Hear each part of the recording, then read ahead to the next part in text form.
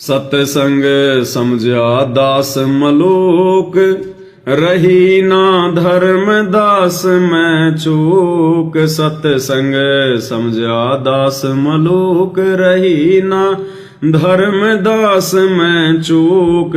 हर्या कर दिया जीवा दत्ता का रूख, किया सत भक्ति उजियारा।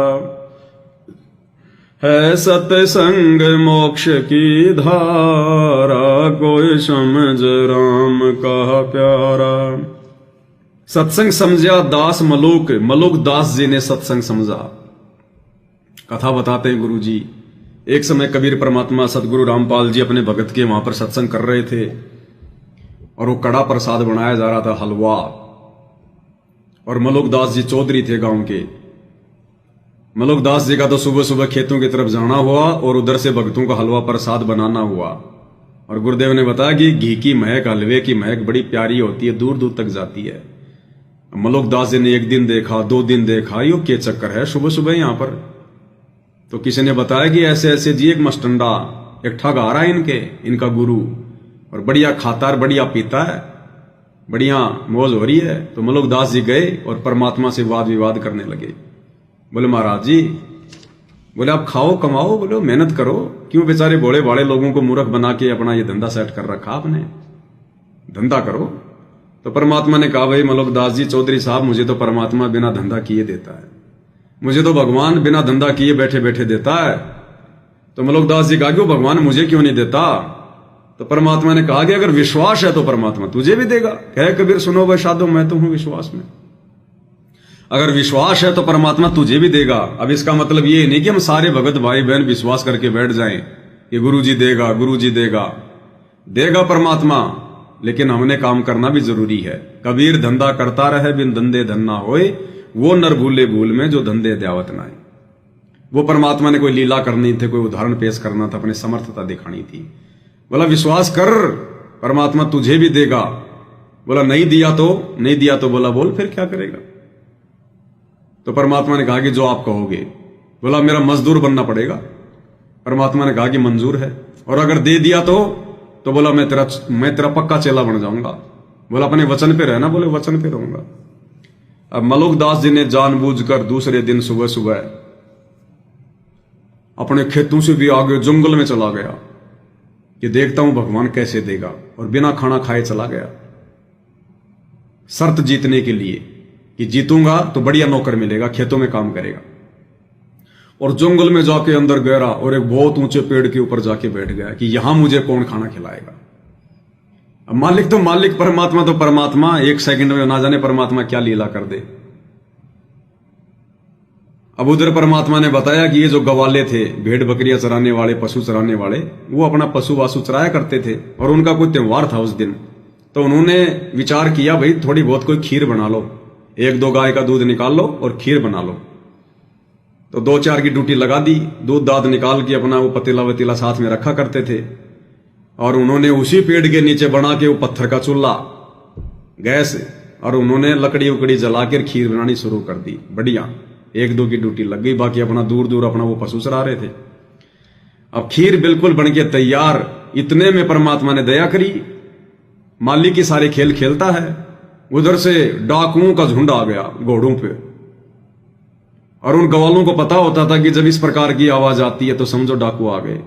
तो घोड़ों की आवाज इस प्रकार से देखा तो वो डर गए और खीर को छोड़ छाड़ के भाग गए अपने साथियों के पास में। अब डाकू भी थके आ रहे, वो पेड़ देखा और उसी पेड़ के नीचे आके रुक गए कि भाई थोड़ा आराम कर लो, यहां पर फिर आगे का रास्ता तय करेंगे। अब उन्होंने देखा रे ये क्या है, इस पतीले में ताजा ताजा भाप सी निकल रही है, आग जली हुई है। एक ने देखा, बोला सरदार इसमें तो खीर है, खीर, और वही भूख लग रही है। अब एक समझदार था, उसने कहा कि भाई ऐसे नहीं, क्या पता कोई धोखेबाज आदमी धोखा कर रहा हो, कोई जहर वार मिला रखा हो, हैं? ऐसे नहीं, पहले किसी जानवर वानवर को, किसी कुत्ते बिल्ली को खा खू के चेक करो पहले। अब वहां कहां कुत्ता बिल्ली आओ था। अब उस सरदार ने सोचा भाई ताजा ताजा मामला है, बनाने वाला यहीं कहीं आसपास होगा, इतना जल्दी तो भाग नहीं सकता। तो यूं देखने लगे इधर उधर, एक की नजर ऊपर गई, और ऊपर देखा तो मलुकदास जी बैठे, चौधरी साहब। अब चौधरी साहब को नहीं पता नीचे क्या हो रहा है, बहुत ऊंचा पेड़ था, उन्होंने सोचा कोई रास्ते वाले होंगे ऐसे ही। अब वो नीचे से आवाज लगाने लगे कि अरे भैया नीचे आजा नीचे। एक दो बार तो प्यार से बोला। अब उसने सोचा कि मैं क्यों जाऊं नीचे, उसने तो शर्त लगा रखी थी ना। बोला नहीं भाई मैं नहीं आने वाला। तो फिर उसने दिखाई बंदूक, बोले आ रहा है मारूं। मलुकदास जी ने देखा है भाई ये तो डाकू है। बोला जी आ रहा हूं, मारियो मत, आ रहा हूं। मलुकदास जी तुरंत नीचे आया, डर गया और उनको पक्का हो गया कि ये नीचे नहीं आ रहा था, इसका मतलब ये खीर यही बना रहा था और इसी ने खीर में कुछ न कुछ डाल रखा है। तो एक पतीले में खीर डाली और मलुकदास जी को दी कि अगर कुछ डाल रखा होगा तो नालायक यही मर जाएगा।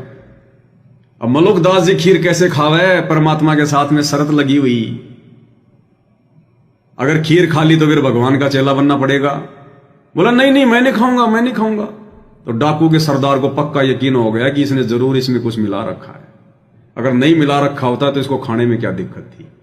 उसके देह धड़ा पर मलुकदास जी की पिटाई करी ढंग से। और उसके बाद में फिर मलुकदास जी ने देखा भाई अब मारेंगे, ये बंदूक तान दी कि खा नहीं तो मारूंगा भी बंदूक की। परमात्मा लीला कर रही थी, वो डाकुओं का रोल भी भगवान कर रहे थे।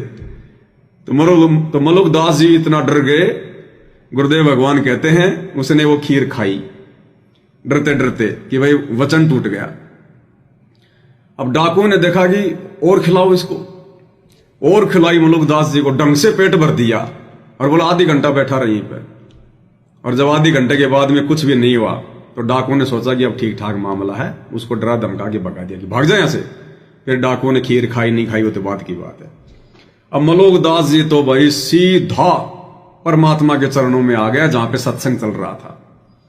और जब डाकू उसकी पिटाई कर रहे थे तो वो हाथ जोड़ रहा था मन ही मन में कि हे गुरुजी, हे फलाने के गुरुजी, आज मेरी जान बख्श दो, सीधा आपके सत्संग में आऊंगा, आपका नाम लूंगा। और वो तो वहां से डाक ठोक दी सीधा सत्संग में गुरुजी के पास में, और मालिक के चरणों में जाके रोने लग गया, गिड़गिड़ाने लग गया। अब परमात्मा तो जानी जान थे, अंतर्यामी थे। बोले चौधरी साहब भगवान ने कुछ खातिरदारी करी कि नहीं करी, सेवा पानी हुई कि नहीं हुई है आपकी। मलुकदास जी बोले हे परमात्मा आपका भगवान तो कशुता है, जबरदस्त है, ये तो मार मार के खीर खिलाओ, थारा भगवान मार मार के खीर खिलावे। बोला अब क्या विचार है? बोले अब विचार भी बाकी रह गया, तुरंत समर्पित कर दिया। तो कहते मलुकदास जी ने समझा सत्संग, समझ गया कि ये समर्थ भगवान है, सारा खेल इसी ने किया है मुझे अपनी शरण में लेने के लिए। तो कहते मलुकदास जी ने समझा फिर सत्संग। और रही ना धर्मदास में चूक, धर्मदास की कथा भगवान ने हमें समझाए रखी है। धर्मदास को भी परमात्मा ने अंत में अपनी शरण में लिया और हरा कर दिया जीवा दत्ता का रूख। जीवा और दत्ता दो भाई थे गुजरात में, ये संतों से विश्वास उठ गया था। अंत में सोचा कि धरती पर कोई संत है ही नहीं और हमें तो ऐसे जीवन बर्बाद करना पड़ेगा। और ये अरदास करते थे कि हे भगवान, हे परमात्मा, हमारा शरीर छुड़वा दो और जब कभी कोई पूर्ण संत धरती पर हो उस समय हमारे को बचा कुचा ये शरीर दे देना, नहीं तो हमारा जीवन ही बर्बाद हो जाएगा बिना भक्ति के।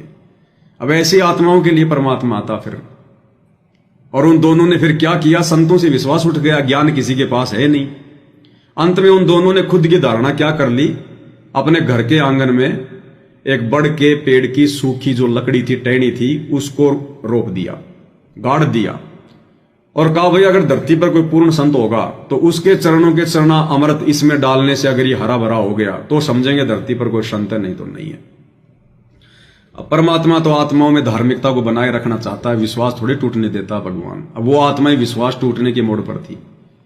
एक तो परमात्मा ऐसे ही एक साधु महात्मा का रूप बनाकर जो उस समय हुआ करते थे, दाढ़ी वाड़ी जैसा हम लोग देखते हैं कबीर जी वाली फोटो, तो परमात्मा आ रहे थे। अब उनमें से एक भाई ने देखा भाई और जाकर बोला भाई ऐसा लग रहा जैसे कोई बहुत अच्छा महात्मा हो, देखते ही बिल्कुल आनंद सा आ रहा है, तो कहे तो मैं उसको बुला लाऊं। तो दूसरे भाई ने कहा, उस बड़े भाई ने, कि भाई क्या बुला के लाएगा, हमने इतने संतों को फेंट लिया है, कोई संत है ही नहीं धरती पर, क्या करेंगे हम उसको बुला के। तो छोटे भाई ने कहा कि भाई मेरी आत्मा कह रही कि एक बार बुला के ले आऊं। उसने कहा जा भाई मैं तेरा दिल क्यों तोड़ूं, ले आ बुला के। ले आए बुला के, बैठा दिया। अब उन दोनों की आपस की बातचीत थी, वो तो वही किया करते थे, उनको मालूम था कि हमने फिर क्या करना है। बोला भाई वो जीवा ला, भाई वो ला, जल लेके आ, पानी लेके आ, संत महापुरुषों के चरणामृत लेंगे, इनके चरण धोएंगे, सेवा करेंगे। तो वो ले आया तुरंत दौड़ के अपना जो भी था कोई पात्र, और भगवान के चरण उसने रख दिए, ऊपर से डाल डाल के पानी उनके चरण धोए। और फिर कहा कि जा भाई दत्ता, अपने छोटे भाई से कहा कि जा भाई, संतों महात्माओं के चरणामृत को ऐसे नहीं फेंका करते, किसी पौधे में डाल के आ। उनको तो पता ही था कहां डालना है। अब उसने जाके आंगन में उस सूखी टहनी में डाल दिया। अब उसकी आंखों के सामने ही उसके अंदर वो पत्ते निकलने शुरू हो गए, कोपल निकलनी शुरू हो गई, हरा भरा हो गया। आजकल के लोग तो एआई से बनाते हैं, और भगवान की एआई इतनी जबरदस्त, चरणामृत डालते डालते उसकी आंखों के सामने हरा भरा हो गया वो रूख, वो टहनी हरी भरी हो गई, पत्ते लग गए, आंखों के सामने यूं आ रही है, ऊपर बढ़ रहा है। उसने तो वहीं से चिल्लाना शुरू कर दिया, अरे दत्ता दत्ता आइए भाई आए। अब वो गया, देखा तो वहां तो वो तो पौधा बन गया। दोनों को दृढ़ विश्वास हो गया और जाकर परमात्मा के चरणों में लिपट गए, रोने लगे कि ये भगवान, हमने तो सोच लिया था धरती पर शांति नहीं है। तब परमात्मा ने कहा कि नादानो, अगर धरती से अगर संतों का नामो निशान खत्म हो गया, ये काल जीने देगा। परमात्मा कहते हैं आग लगी आकाश में, झड़झड़ पड़े अंगार, जैसे संत ना होते धरती पर तो जड़ मरता संसार। गुरुदेव भगवान ने कहा कि बच्चों, किसी न किसी रूप में मेरे को धरती पर रहना पड़ता है, एक सेकंड के लिए भी मैं धरती को सुनी नहीं छोड़ता, एक सेकंड के लिए भी मैं यहां से दूर नहीं होता, किसी न किसी रूप में मैं धरती पर रहता हूं, मेरे चरण रहते हैं यहां पर। तब ये भक्ति तुम कर पा रहे हो, तुम्हारे अंदर भक्ति की चाहत है, नहीं तो काल यहां पर आग लगा दे। तो इसलिए मालिक कहते हैं हरा कर दिया जीवा दत्ता का रूख, रूख यानी वो डारी, किया सत भक्ति उजियारा, और उनके अंदर फिर से भक्ति का उजाला किया परमात्मा ने। सत्संग समझो दादू खास, गीसा संत से जीता दास। सत्संग समझा दादू दास, गीसा संत से जीता दास। करी गरीब दास की ख्यास, मिल आप कबीर कर तारा। है सत्संग मोक्ष की धारा, कोई समझ राम का प्यारा। है सत्संग मोक्ष की धारा, कोई समझ राम का। अब वो चरणामृत भाई और बहनों जिसने सूखी टहनी को हरा भरा कर दिया, वो चरणामृत आज आप परम भगत भाई बहनों को रोजाना पीने को मिल रहा है, रोजाना। तो परमात्मा ने अंदर से शरीर को हरा भरा कर रखा है, नहीं तो ना जाने कितनी बीमारियां हमारे को आज घेर चुकी होती, हमारे विचारों में कितनी मलिनता होती, कितना जो है गंदापन होता, कितने घटिया हमारे विकार होते, हमारे जो है ये विचार होते। तो परमेश्वर के चरणामृत की बदौलत परमात्मा कहते ना, चरणा अमृत कदाचित पावे, 84 कटे लोक सिंधावे। तो ये परमेश्वर की बहुत बड़ी दया है आप और हमारे ऊपर। लेकिन आज परमात्मा उस प्रकार से हमारे को सीधा सीधा महसूस नहीं होने दे रहा। जैसे उस समय परमात्मा ने चमत्कार करना था, उनको दिखाना था, उनको प्रत्यक्ष में सूखी ढार हरी भरी हो गई आंखों के सामने। ऐसे भाई और बहनों, ये चरणामृत पीने से रोजाना प्रतिदिन ना जाने हमारी कितनी बीमारियां परमात्मा काट रहा है। तो कहते हैं सत्संग समझा दादू दास, दादू जी ने सत्संग समझा। 7-8 साल की उम्र में परमात्मा मिले, सतलोक लेकर गए, उसके बाद दृढ़ हो गए। घीसा संत से जीता दास, गीसा संत के रूप में कबीर भगवान स्वयं आए, सतगुरु रामपाल जी, और अपनी प्यारी आत्मा जीता दास जी को चेताया, उनको समझाया। बहुत लंबी लंबी कथाएं भाई और बहनों। गुरुदेव ने बताया कि घीसा संत जी जो है वो चमार जाति में थे, और गांव वाले उनसे बड़ी नफरत किया करते थे, उनके सत्संग भी नहीं सुना करते थे और विरोध करते थे। और एक बार तो घीसा जी के इतने विरोध में आ गए, उसको मारने की प्लानिंग शुरू कर दी। और ये जो जीता जी थे, जीता चौधरी, ये गांव के जो है जो मतलब के चौधरी थे, ये सरपंच थे, नंबरदार थे, बड़ी बड़ी मूछें रखते थे, हट्टे कट्टे शरीर के थे, जाट जाति में थे, चौधरी थे, और वो भी यूपी के। तो जब इनको पता चला तो जीता जी ने कहा, रे गांव वालों क्या बात है? बोला ऐसे ऐसे। बोलो गीसा है, ना कुछ करता ना धरता, गांव के लड़कों को बिगाड़ रहा है सत्संग के नाम पर, और इसने तो सत्यानाश कर दिया फलाना दिखना, और आज उसको छोड़ेंगे नहीं। तो जीता चौधरी ने अपने नंबर बनाने के लिए कहा, अगर तुम क्यों परेशान हो रहे हो, मैं देखता हूं ना कि बड़ी बात है, मैं अकेला काफी हूं। और लेके लठ 6 फुट का, और भगवान के साथ में लड़ाई करने के लिए, उनकी पिटाई करने के लिए गीसा संत जी की, गीसा संत रूप में कबीर भगवान सतगुरु रामपाल जी, और चल पड़ा कि आज उसका काम तमाम करके आ जाता हूं आज मैं। अब वहां गया तो भगवान सत्संग कर रहे थे। अब जीता के मन में परमात्मा ने एक प्रेरणा करी, क्योंकि मालिक की आत्मा थी वही, वो काल तो चाहता बिगाड़ना, उसके कर्म फुड़वाना। अब गुरुदेव भगवान ने उसके मन में एक प्रेरणा करी कि भाई डायरेक्ट लड़ाई झगड़ा करना ठीक नहीं है, 5 मिनट बैठ के सुन लेता हूं, देखे क्या उपदेश देता है, क्या बातें कहता है जिससे गांव का नाश हो रहा है, लोग बिगड़ रहे हैं, सुन तो लूं एक बार। तो बैठ गया पीछे, और जब भगवान ने सत्संग करना शुरू किया, अनमोल शब्द गाए, वचन कहे, तो गुरुदेव भगवान ने बताया उसकी मूंछों के ऊपर से आंसू टपक रहे हैं, आंसू रोने लग गया, अपने पाप कर्मों को कोस रहा है कि मैं नीच कैसे गांव वालों के बहकावे में आकर और ऐसे इस महापुरुष के साथ में लड़ाई झगड़ा करने आ गया मैं। ये भगवान अब क्या होगा मेरा, कैसे होगा? और भगवान के चरणों में आके गिर गया और आंसू गिर रहे। तब गीसा संत रूप में कबीर परमात्मा सतगुरु रामपाल जी ने कहा कि चौधरी साहब, जो करने आए थे वो करो ना, जो करने आए थे वो करो, मारने आए थे ना। बोला भगवान शर्मिंदा मत करो, और चरणों में गिर गया, चरणों में। और उसके बाद में इतना दृढ़ हो गया, फिर वापस गांव वाले जीता चौधरी के विरोध में आ गए कि ये भी भाई गीसा संत की फंकियों में आ गया, वो उसके विरोध में आ गए, और इतना विरोध में आ गए, घर वाले भी विरोध में आ गए। 900 बीघा जमीन का चौधरी था, 900 बीघा जमीन थी उसके पास। अंत में फैसला ये हो गया कि भाई या तो गांव से निकल जा या उसको छोड़ दे। तो कहते सत्संग समझना इसका नाम है। जीता चौधरी ने 900 बीघा जमीन की अपने परिवार की, और जिसके पास 900 बीघा जमीन है उस समय उसका मकान भी क्या होगा, हवेली, एक झटके में छोड़ दी। परवाह नहीं करी कौन खाएगा, कौन कमाएगा, कौन बर्बाद करेगा।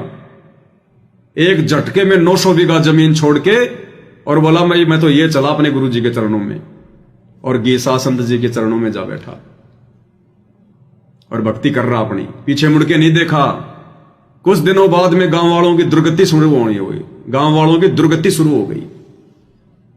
अंत में फिर उनको पता चला कि ऐसे ऐसे भाई उस संत महापुरुष को वापस लाया जाए, गीसा जी को, तभी बात बनेगी। पूरा गांव अंत में दुखी होकर, और जहां पर दूसरे गांव में रहा करते थे दोनों गुरु चेला, पूरे गांव के बड़े बड़े लोग, चौधरी लोग, और वहां गए। अब जीता जी ने देखा कि भाई गांव वाले आ रहे हैं, तो कहा कि गुरुजी ये तो अपने को यहां भी नहीं टिकने देंगे। बोला कोई बात नहीं भाई, संत और पानी बहता हुआ अच्छा लगता है, एक जगह रुकेगा तो बदबू मारेगा, तो संत और पानी को तो हमेशा आगे से आगे बढ़ते रहना चाहिए। देखेंगे भाई, अगर यहां से निकाल देंगे तो कहीं और चल पड़ेंगे, क्या दिक्कत है। अब गांव वाले आए, आते अपनी वो पगड़ी उनके चरणों में डाल दी। सोचा क्या था, हुआ क्या, और कहा कि भगवान माफ करो। बहुत सारी बातें हुई। अंत में फिर गांव वालों ने अपनी गलती स्वीकार करी और कहा कि या तो आप हमारे साथ चलो, नहीं तो हम भी नहीं जाएंगे, हम भी यही रहेंगे। तो फिर गीसा जी ने कहा, क्योंकि संत फिर जिद्दी नहीं होते, कहते साधु सज्जन सोना टूट जुड़े सोवार, दुर्जन कुंभ कुमार के एक धक्के दरार। तो गीसा जी ने कहा कि चल भाई जीता। जब गांव वालों ने निकाला था तब बोले चल भाई जीता, तो दूसरे गांव में आ गए। अब दूसरे गांव से जब गांव वाले वापस लेने आए तो भाई चल भाई जीता, वापस आ गए। संत को ये नहीं होता ये क्यों हो गया, वो क्यों हो गया, ऐसा क्यों वैसा क्यों। संत होता है बिल्कुल पानी की तरह, जिस पात्र में डाल दो वैसा ही आकार बना लेगा। तो इस प्रकार से जीता जी को परमात्मा ने जगाया, चेताया उनको सत्संग। सत्संग समझा दादू दास, गीसा संत से जीता दास। और करी गरीब दास की ख्यास, मिले आप कबीर करतारा। अब गरीब दास जी रूप में भी स्वयं परमात्मा थे। उनको छुड़ानी में मिले उन खेतों में जहां वो गाय चरा रहे थे, और आगे क्या लीला हुई परमात्मा ने सब कुछ हमारे को बताए रखा है। लास्ट की वाणी है, आप और हम भगत भाई बहनों ने किस प्रकार से इस पूरे शब्द को समझकर, इस ज्ञान को समझकर कि हमारे गुरुदेव सतगुरु रामपाल जी भगवान स्वयं परमेश्वर हैं, धरती पर प्रकट हैं, और ये सारी लीलाएं इस पुस्तक में जितने भी शब्द हैं, जितनी भी लीला है, महिमा है, जिनका कोई अंत नहीं, कोई वार अनपार नहीं, सब हमारे गुरुदेव भगवान ने ही की है। तो उनकी इन लीलाओं को समझकर फिर हमने किस प्रकार से अपने गुरुदेव भगवान से भी वर्तमान में विनती करते रहना चाहिए। सत्संग है अमृत का कूप, मेटियो गुरु रामपाल जी भूख। सत्संग है अमृत का कूप, मेटियो गुरु रामपाल जी भूख। सत्संग है अमृत का कूप, अमृत का कुआं है। सत्संग से सब कुछ समझ में आएगा, सत्संग से हमारी मुक्ति होगी, ज्ञान समझ में आएगा। और कहते हैं गुरुदेव रामपाल जी भगवान, इस दास की जो भूख है, ये ज्ञान वाली, ये भक्ति वाली, ये सत्संग वाली, युगों युगों से ये परमात्मा इस कलयुग की बिचली पीढ़ी में अपने चरणों में रखकर इस दास की भूख को मिटा दो। यानी फिर से जन्म ना लेना पड़े, फिर से भक्ति के लिए ना भटकना पड़े, इसी जन्म में मोक्ष कर दो। सत्संग है अमृत का कूप, मेटियो गुरु रामपाल जी भूख। सत्संग है अमृत का कूप, मेटियो गुरु रामपाल जी भूख। डाल दियो राम नाम का टूक, है पवन दास जन थारा। है सत्संग मोक्ष की धारा, कोई समझ राम का प्यारा। है सत्संग मोक्ष की धारा, कोई समझ राम का प्यारा।